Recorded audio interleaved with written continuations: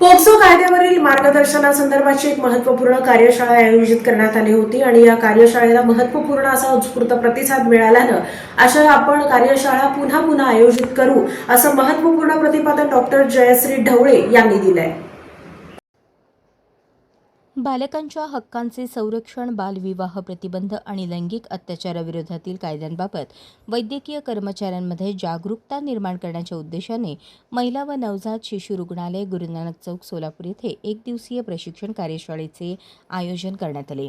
या कार्यशाळेत बाल न्याय अधिनियम 2015, बालविवाह प्रतिबंध अधिनियम 2006, लैंगिक गुन्ह्यांपासून बालकाचे संरक्षण पॉक्सो अधिनियम 2012 या विषयांवर सविस्तर मार्गदर्शन करण्यात आले।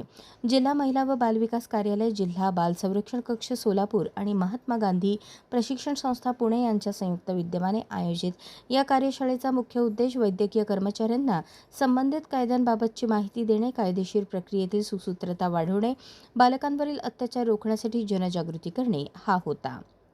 29 मे 2026 रोजी दुपारी 2 ते 5 या वेळेत महिला आणि नवजात शिशु रुग्णालयाच्या सभागृहात झालेल्या या प्रशिक्षण कार्यक्रमात वैद्यकीय अधिकारी, परिचारिका व इतर कर्मचारी मोठ्या संख्येने उपस्थित होते।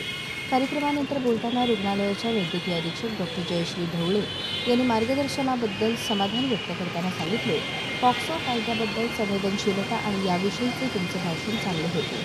आम्ही भविष्यात अशा कार्यशाळा वारंवार आयोजित करू। त्यांच्या या प्रतिक्रियेमुळे प्रशिक्षण कार्यक्रमाची उपयुक्तता आणि प्रभाव अधिक अधोरेखित झाला।